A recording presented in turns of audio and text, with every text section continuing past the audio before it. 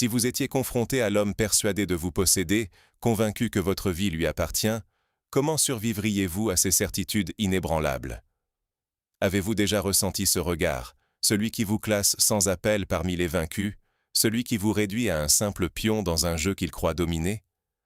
Que faire lorsque votre sort ne dépend plus que de votre capacité à déjouer des certitudes forgées dans la violence et l'orgueil? À travers les flammes vacillantes du feu de camp, il me dévisage comme un chasseur observe une proie déjà prise au piège. Ce regard, mélange de froideur et de supériorité, ne laisse aucune place au doute. Il est persuadé d'avoir le contrôle. Il se fait appeler « général », une autorité qu'il s'est lui-même décernée dans un élan d'autoproclamation, comme s'il suffisait d'un mot pour transformer n'importe qui en chef suprême. Peu importe son véritable nom, ce qui compte, c'est ce qu'il détient. Un couteau à la lame usée mais toujours affûté, une radio grésillante, symbole de son pouvoir de commandement, et surtout cette capacité terrifiante de donner l'ordre d'exécuter, sans frémir, 400 personnes enchaînées derrière moi, dans l'obscurité. Je suis dans son camp, sous ses couleurs, mangeant la nourriture rationnée de ses réserves. Il ne se doute pas une seconde de ma véritable identité, ni de mes intentions. Pour lui, je ne suis qu'un rouage de plus dans sa machine de mort. Je baisse les yeux, imitant la posture humble, soumise, de celui qui veut passer inaperçu, le profil idéal du nouveau venu, celui qui ne fait pas de vagues. Le feu éclaire 6 visages autour de moi, tous armés, tous piégés dans leur propre peur. 3 sont déjà endormis, épuisés par la longue veille. 2 autres murmurent dans un dialecte que je comprends, mais je fais semblant de ne pas saisir, feignant l'ignorance pour ne pas éveiller de soupçons. Le dernier, celui qu'on appelle le Watcher, me fixe sans relâche depuis mon arrivée, 4 heures plus tôt, lorsque j'ai franchi le périmètre du camp avec des papiers volés et une histoire soigneusement fabriquée sur le groupe de l'Est. Mon souffle se fait lent, contrôlé. Dans ce genre de situation, il n'existe qu'une mince fenêtre, une chance ténue, parfois de quelques secondes. Si on la rate, ce sont des vies qui s'envolent, et parfois plus que les nôtres. J'attends cette fenêtre depuis des heures, chaque geste calculé, chaque réaction anticipée. Mais la réalité n'est jamais totalement sous contrôle. On prévoit des alternatives, on tente de tout envisager, mais l'imprévu rôde toujours. Le général se lève soudain, donne un ordre de ronde. 2 hommes le suivent, disparaissant dans la nuit. Celui qui me surveille, le Watcher, reste à sa place, immuable, tandis que les 2 bavards se taisent d'un coup, alertés par le mouvement. 4 hommes, désormais, me séparent de la tente radio, mon objectif secret. Je sors une cigarette de ma poche, sans aucune intention de fumer. C'est un signal. Je la tape doucement contre ma paume. Sur la crête, mon équipe observe et attend. Grâce à un capteur infrarouge cousu dans mon gant, un éclat discret part vers eux. Message reçu. 4 hommes visibles, commandant en mouvement, la fenêtre s'ouvre. Il me faut précisément 6 minutes, pas une de plus. Le Watcher s'approche, sa démarche est celle d'un prédateur. Il n'a que 23 ans, mais dans ses yeux brille déjà la dureté de ceux qui ont vu trop de sang, trop de trahison. Il incarne le danger imprévisible, car la peur déforme le jugement, pousse à l'erreur ou à la violence sans sommation. Il s'arrête à 1 mètre, me jauge, interroge mon origine d'une voix sourde. Je lève les yeux. Je n'ai rien dit. Tu n'as rien demandé. Silence pesant. Il doit décider. Suis-je insolent ou simplement sûr de moi? Je souris, puis lui tends la cigarette. Il l'accepte avec méfiance. Je note chaque détail. Son couteau est à droite, pistolet à gauche, radio accrochée à la poitrine, lacet double nœud. C'est un homme qui court souvent. Il faudra donc l'arrêter autrement, au cas où. Amido t'a envoyé? Il évoque le chef du fameux groupe de l'Est, mon alibi soigneusement construit sur une vérité partielle. Il acquiesce, mais quelque chose dans son regard me dit qu'il classe l'information sans vraiment y croire. Je poursuis, évoquant les exécutions à venir, comme si c'était une routine banale dans ce camp. Avant l'aube, me corrige-t-il sèchement, fier de sa précision. Il tient à montrer qu'il a le contrôle de la temporalité, qu'il connaît le rythme des drones qui rôdent à l'aube. Le temps presse, Je dois absolument atteindre la radio, transmettre un code, avancer l'opération de 40 minutes, tout en maintenant son attention, sans éveiller ses soupçons. Il me teste encore. Tu n'es pas nerveux. Je réponds, posément. Les nouveaux doutes. Moi, non. Nouveau silence. Il propose alors de m'emmener à la tente de ravitaillement. Opportunité ou piège? Souvent, c'est les deux à la fois. Je le suis, chaque sens aux aguets, chaque bruit scruté comme un indice. Derrière la toile, 400 hommes, femmes, enfants dorment, suspendus au fil ténu de l'espoir. Une erreur, et tout s'effondre. Ce n'est pas simplement 400 vies à sauver, c'est un équilibre régional, des familles, des communautés entières qui dépendent de l'issue de cette nuit. Comment ce piège a-t-il été tendu? Pour le comprendre, il faut remonter en arrière, avant que la nuit ne tombe. Tout part de la patience. Apprendre à disparaître, à écouter chaque silence, à observer les habitudes du camp ennemi sans jamais attirer l'attention. Rien de spectaculaire, pas de gestes héroïques. Juste l'art difficile de la discrétion. Cette nuit, le temps n'est pas mon allié. Plus l'aube approche, plus le plan tient à un fil. La moindre erreur, et 400 vies plongent dans l'abîme. Le camp lui-même est une organisation mécanique, presque militaire.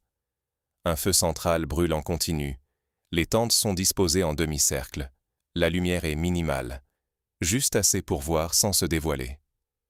Le général règne sur ce microcosme, homme massif à l'autorité imposée, chaque geste dicté par sa présence. Les gardes sont jeunes, nerveux ou vieux et blasés. La plupart surveillent mécaniquement, comme des automates. Un seul se distingue, le Watcher. Lui ne regarde pas, il observe. Il soupèse chaque mouvement, chaque hésitation. C'est lui mon ombre ce soir, bras croisés, regard perçant, prêt à bondir sur la moindre faille. Il corrige. Avant l'aube, pas à l'aube. Il cherche la nervosité, l'incohérence. Je ne laisse rien passer, chaque fibre de mon être tendue vers la survie. À l'intérieur, je réorganise tout, mentalement. Mon équipe de récupération attend, prête à agir à la seconde. Mais il me faut la radio, absolument, pour transmettre le code. L'occasion ne se présentera qu'une seule fois. Dans la tente de ravitaillement, juste derrière la zone de détention, 400 personnes dorment, mais c'est un sommeil trompeur, tendu, peuplé de cauchemars. Une lampe éclaire faiblement le chemin vers la radio, identifiable à son antenne dressée contre le ciel nocturne. Chaque détail compte.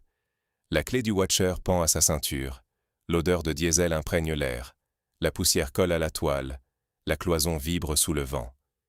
Je joue mon rôle d'inventoriste, tendu vers un seul but. 2 pressions discrètes sur le transmetteur dissimulé à mon oreille.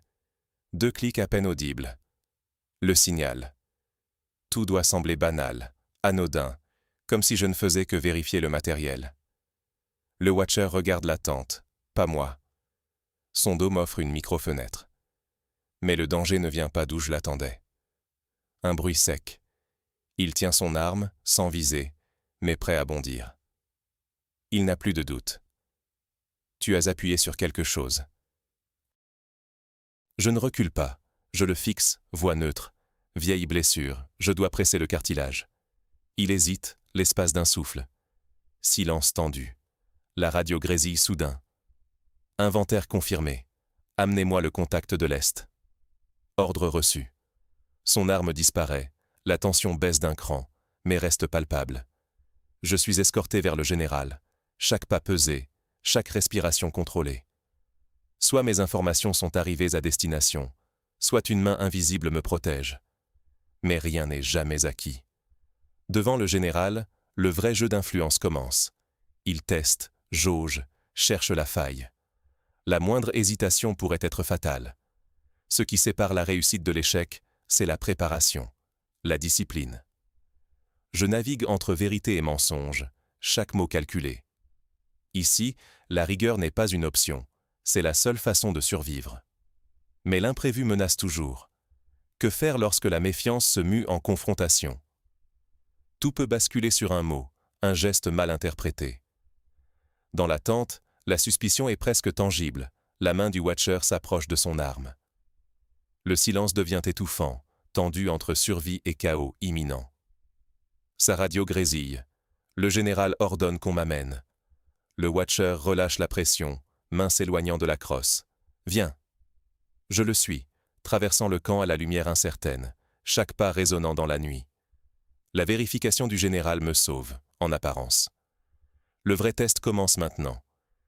Le général attend derrière une table couverte de cartes usées, de notes griffonnées, d'itinéraires envisagés. Il ne me regarde pas immédiatement, joue au chef préoccupé.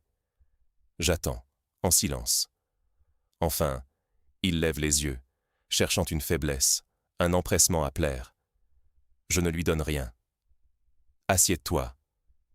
Je m'exécute, mes gestes précis, mes émotions verrouillées. Commence alors un interrogatoire feutré, insidieux.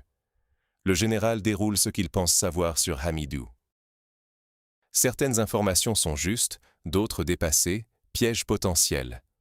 Je confirme ce qu'il faut, corrige ce qu'il ne peut vérifier.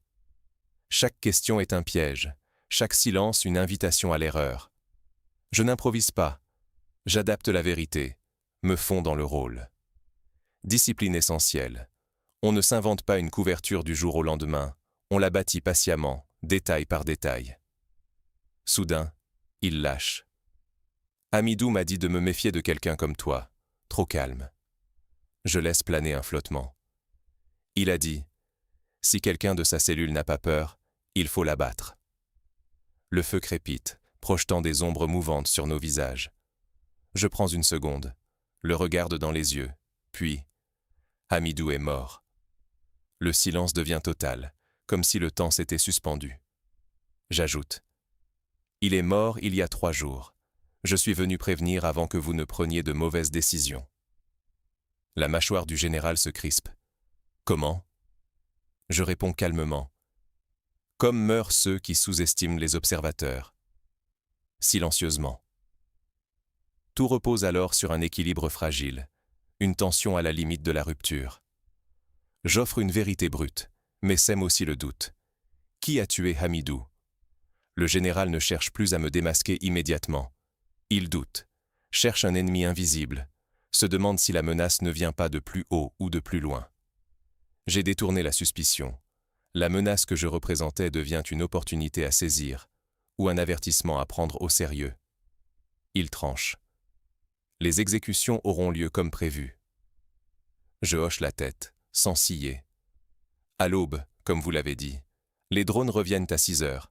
Il faut être parti à 5h30. Il acquiesce, plongé dans ses calculs, perdant un instant le fil de ses certitudes. C'est exactement ce qu'il me fallait. Mon équipe comprend la fenêtre d'action. Mais le danger subsiste. Le Watcher, toujours en retrait, n'a pas baissé sa garde. Un simple instinct, à ce stade, peut tout faire échouer. Le général décide d'aller voir les otages avant de donner l'ordre définitif. Il veut sentir sa toute-puissance, se persuader que rien ne peut lui échapper. Ce besoin d'écraser, paradoxalement, me sauve. Le Watcher s'éloigne avec lui, me laissant seul devant la table. 45 secondes, pas plus. Je file à la tente radio. Fréquence conforme, tout est prêt. Mon pouce presse la touche. Un mot code, anodin pour le commun des mortels. Brèche Est, otage dans la structure, commandant mobile, fenêtre, maintenant. À ce moment précis, chaque élément du plan s'enclenche. Je reviens avant leur retour, feignant d'étudier les cartes comme un subalterne zélé. Le général détaille ses plans d'extraction, confiant. J'écoute. Chaque mot devient une pièce de l'engrenage fatal qui va se refermer sur lui. Ironie du sort. Ces hommes parlent librement, persuadés d'être infaillibles, sûrs de la supériorité de leur organisation. Je ne ressens aucune supériorité, aucun plaisir à les tromper, juste la conscience aiguë du risque. Un geste trop assuré, et c'est la mort pour moi et pour 400 innocents. La couverture saute, le plan s'envole, et 400 vies sombrent dans l'oubli. Mais nous y sommes. Le doute a été géré, le plan confirmé, l'influence distillée dans les silences et les regards. Chaque seconde rapproche du point de non-retour. Bientôt, la brèche s'ouvrira. Il faudra agir, ou tout perdre. La nuit explose. En 47 minutes, tout bascule. Qui survivra? Tout commence par un son presque imperceptible, puis un sifflement net, précis. D'un coup, le camp bascule du silence à l'effervescence. Les gardes périphériques sont neutralisés en quelques secondes. La lumière vacille. Générateur coupé. Obscurité soudaine. Ce n'est pas le chaos désordonné, mais un chaos maîtrisé, chaque mouvement anticipé, chaque action préparée de longue date. Le général comprend trop tard ce qui se passe. Il crie, donne des ordres dans le vide, mais l'ordre n'a plus de sens. L'autorité s'effrite comme du sable entre les doigts. Le Watcher, main sur son arme, pivote vers moi, prêt à tirer. Je m'approche, saisis son poignet, dévie le canon vers le sol. Tout se joue en une fraction de seconde. C'est rapide, précis, sans blessure grave. Je prends sa radio, brisant la chaîne de commandement. Le général, lui, ne pense qu'aux otages. Non pour les sauver, mais pour s'en servir comme monnaie d'échange.